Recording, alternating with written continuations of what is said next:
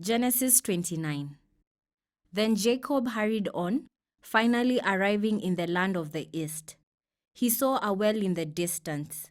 3 flocks of sheep and goats lay in an open field beside it, waiting to be watered. But a heavy stone covered the mouth of the well. It was the custom there to wait for all the flocks to arrive before removing the stone and watering the animals. Afterward, the stone would be placed back over the mouth of the well.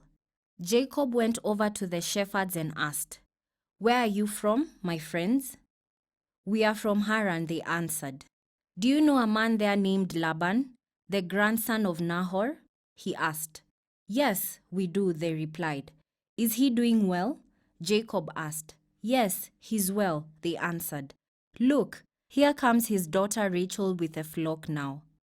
Jacob said, "Look, it's still broad daylight, too early to round up the animals. Why don't you water the sheep and goats so that they can get back to pasture?" "We can't water the animals until all the flocks have arrived," they replied. Then the shepherds moved the stone from the mouth of the well, and we water all the sheep and goats.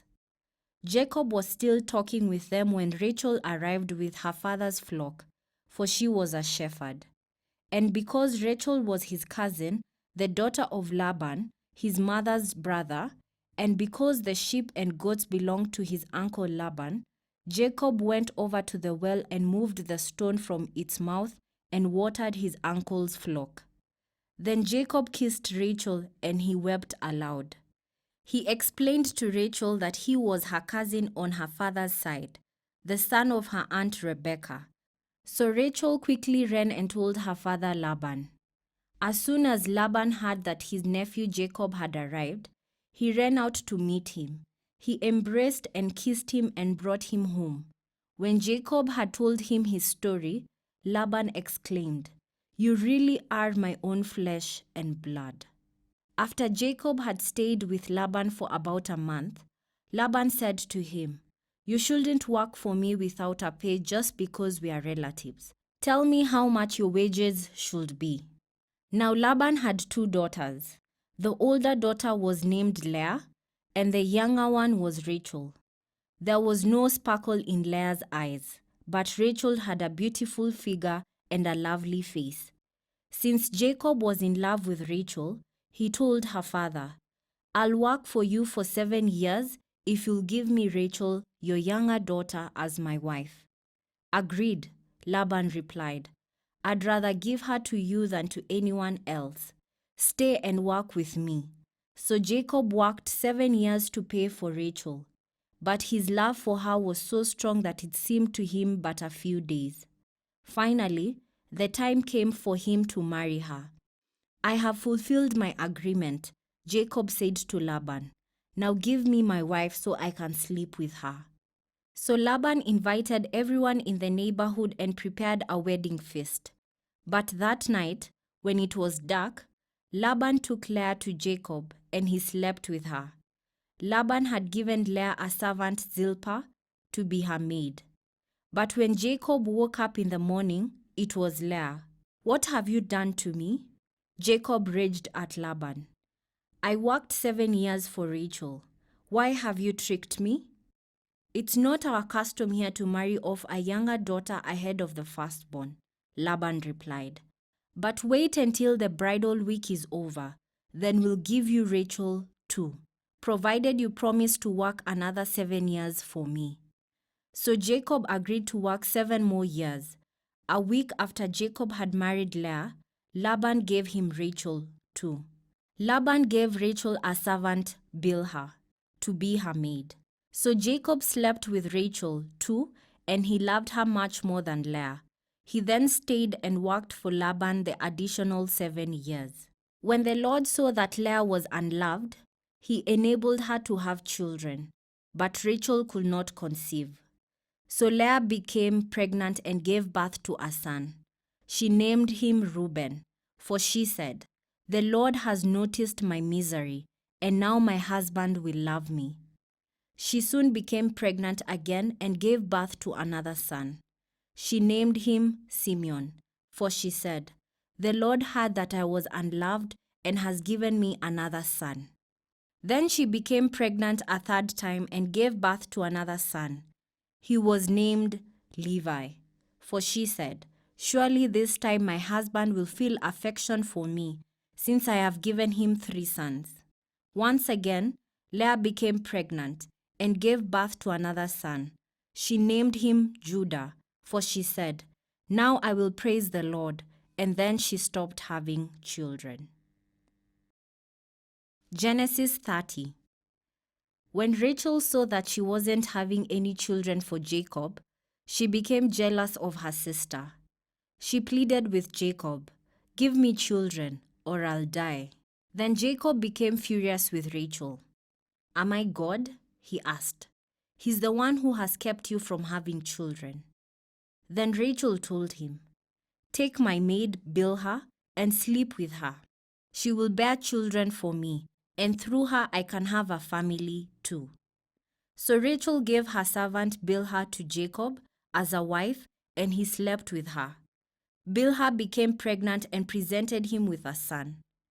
Rachel named him Dan, for she said, "God has vindicated me.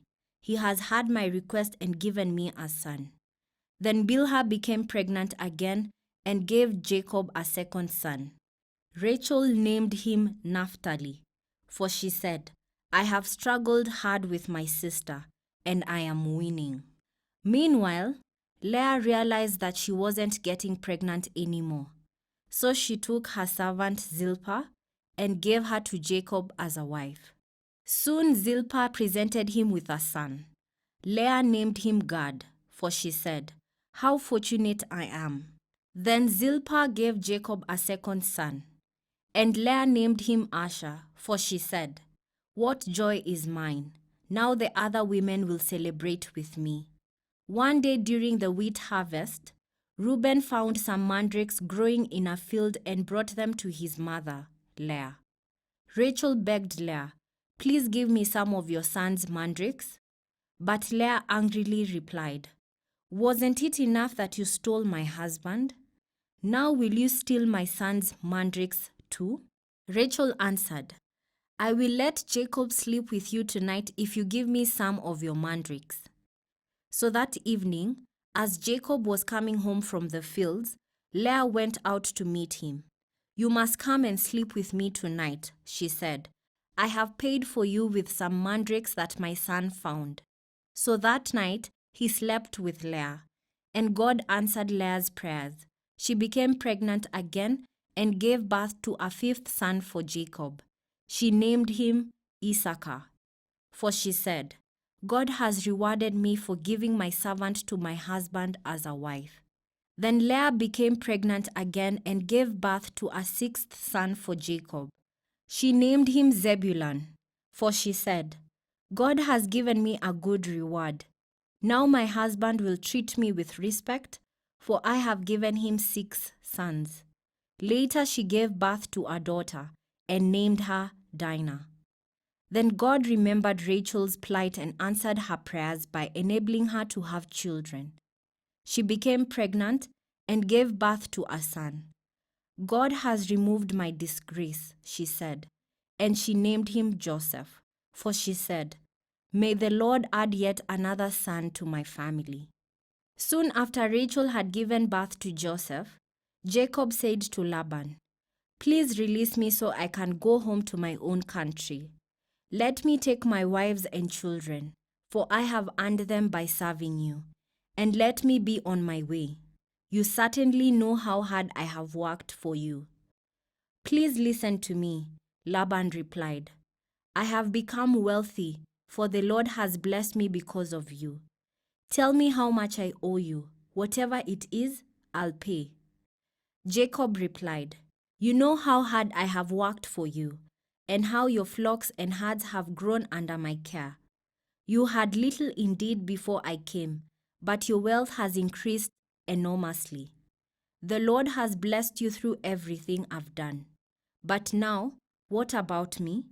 When can I start providing for my own family?" "What wages do you want?" Laban asked again. Jacob replied, "Don't give me anything. Just do this one thing and I'll continue to tend and watch over your flocks. Let me inspect your flocks today and remove all the sheep and goats that are speckled or spotted, along with all the black sheep. Give this to me as my wages.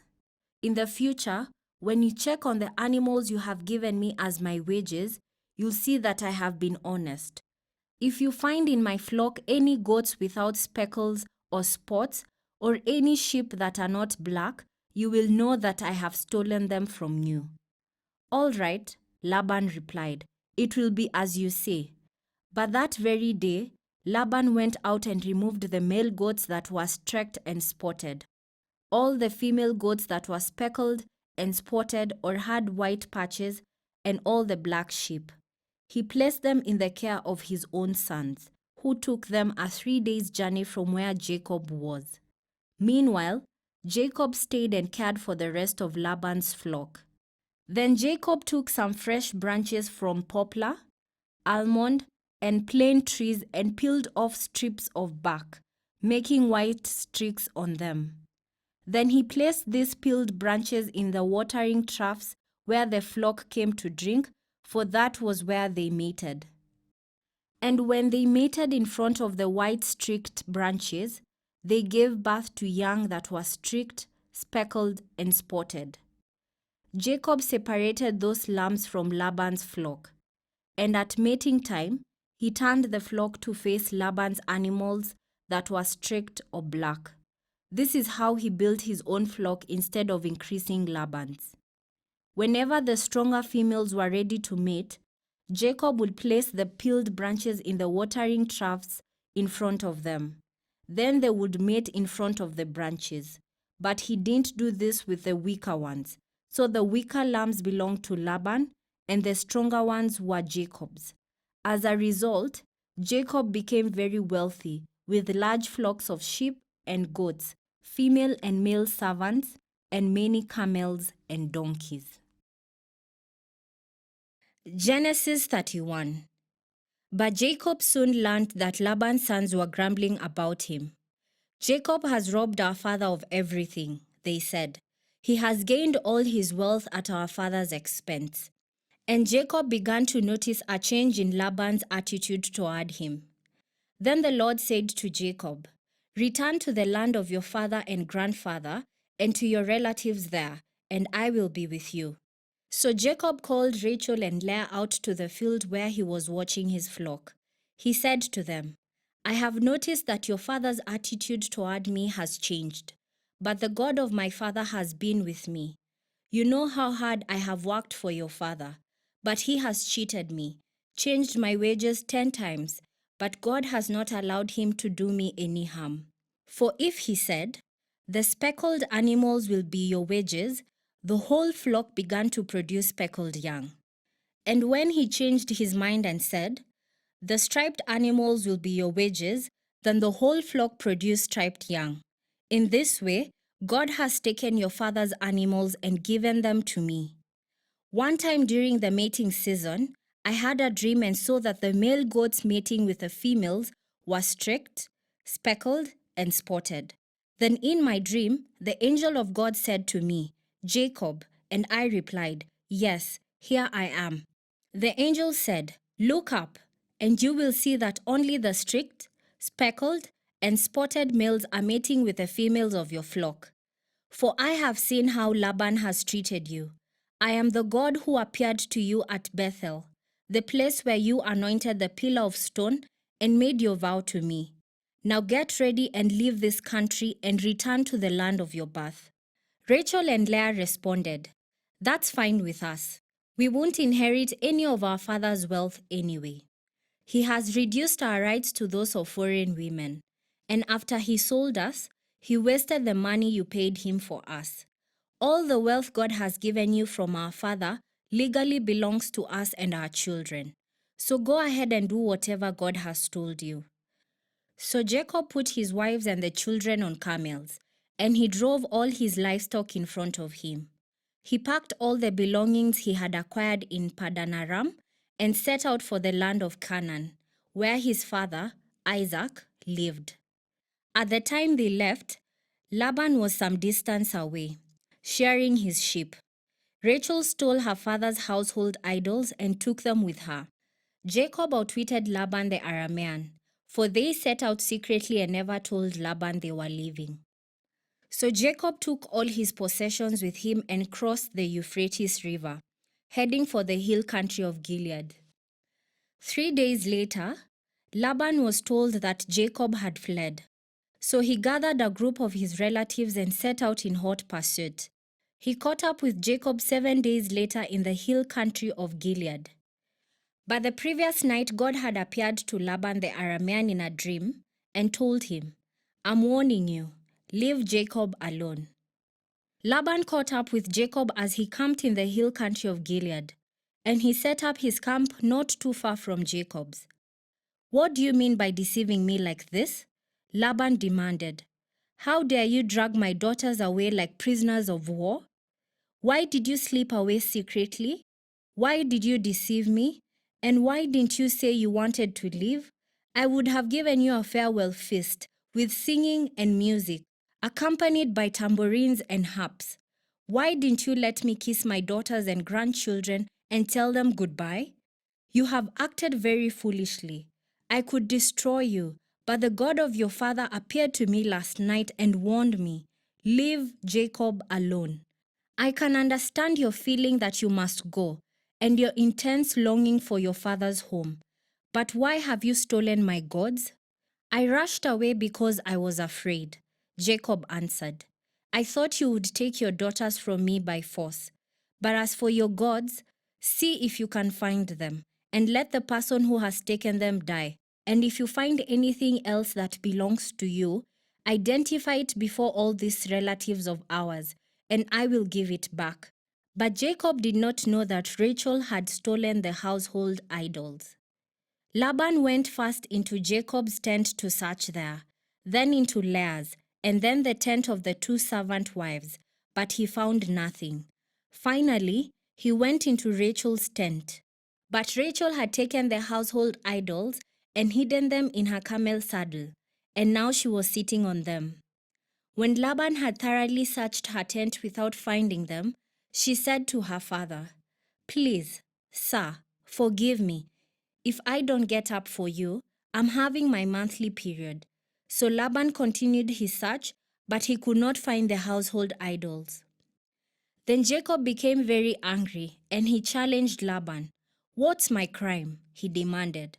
"What have I done wrong to make you chase after me as though I were a criminal? You have rummaged through everything I own. Now show me what you found that belongs to you. Set it out here in front of us, before our relatives, for all to see. Let them judge between us. For 20 years I have been with you, caring for your flocks.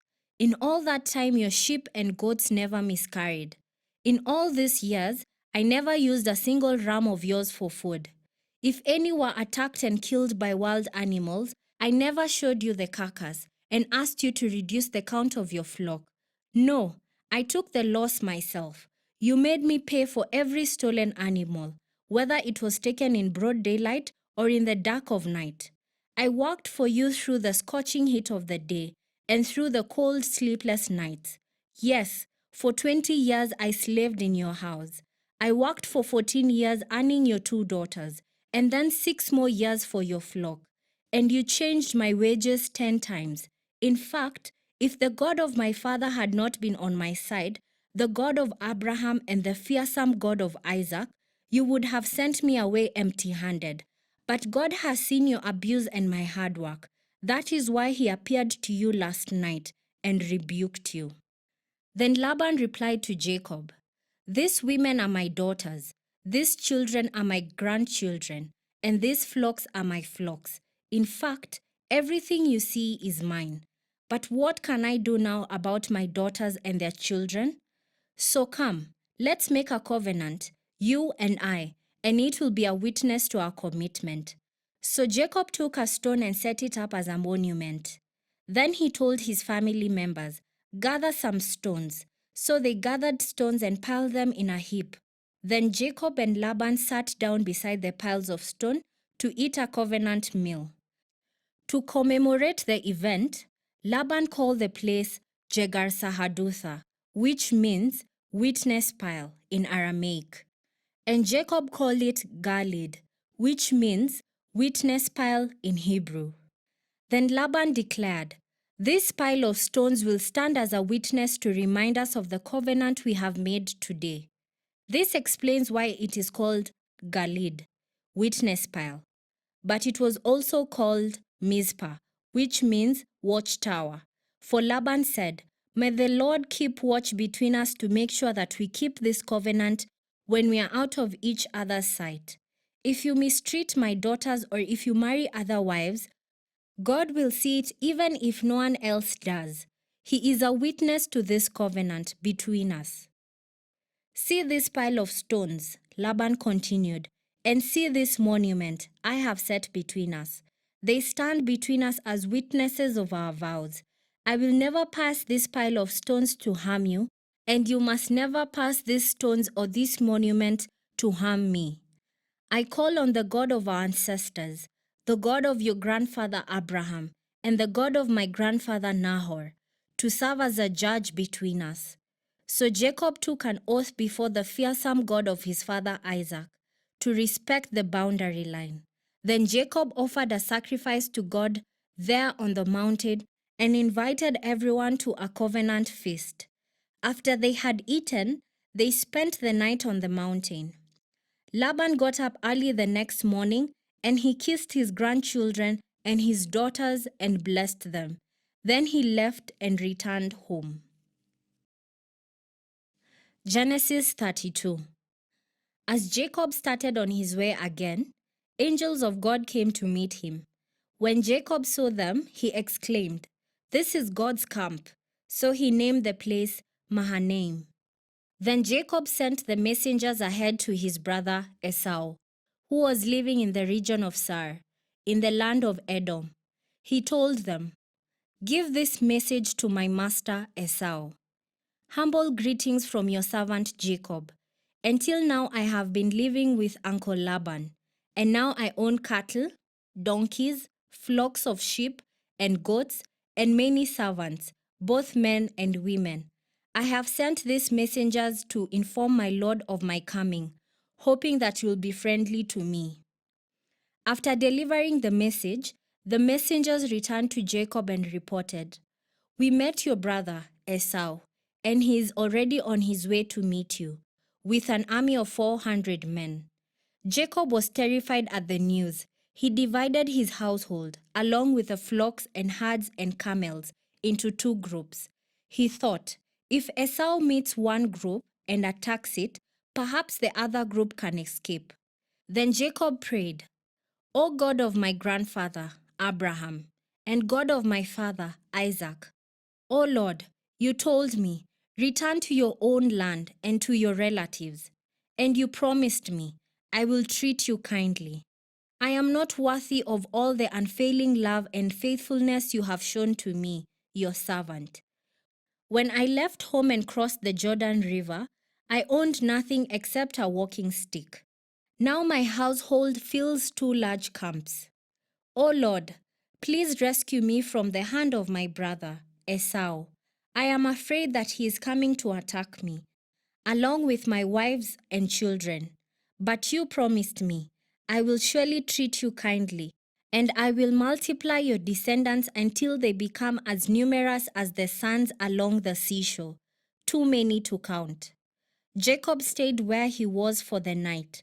Then he selected these gifts from his possessions to present to his brother, Esau: 200 female goats, 20 male goats, 200 ewes, 20 rams, 30 female camels with their young, 40 cows, 10 bulls, 20 female donkeys, and 10 male donkeys.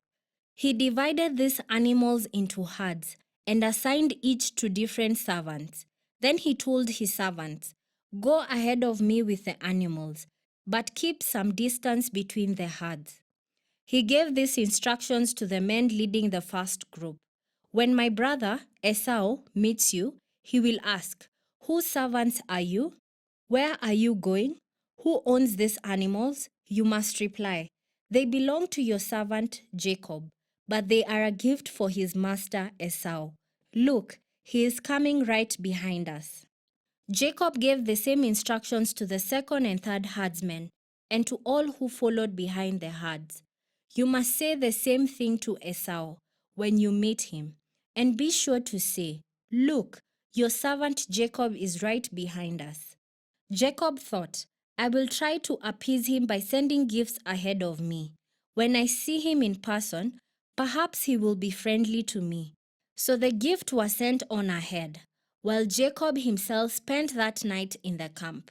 During the night, Jacob got up and took his 2 wives, his 2 servant wives, and his 11 sons and crossed the Jabbok River with them. After taking them to the other side, he sent over all his possessions. This left Jacob all alone in the camp, and a man came and wrestled with him until the dawn began to break. When the man saw that he would not win the match, he touched Jacob's hip and wrenched it out of his socket. Then the man said, "Let me go, for the dawn is breaking." But Jacob said, "I will not let you go unless you bless me." "What is your name?" the man asked. He replied, "Jacob." "Your name will no longer be Jacob," the man told him. "From now on, you will be called Israel, because you have fought with God and with men and have won." "Please tell me your name," Jacob said. "Why do you want to know my name?" the man replied. Then he blessed Jacob there. Jacob named the place Peniel, which means face of God, for he said, "I have seen God face to face, yet my life has been spared." The sun was rising as Jacob left Peniel, and he was limping because of the injury to his hip. Even today, the people of Israel don't eat the tendon near the hip socket because of what happened that night when the man strained the tendon of Jacob's hip.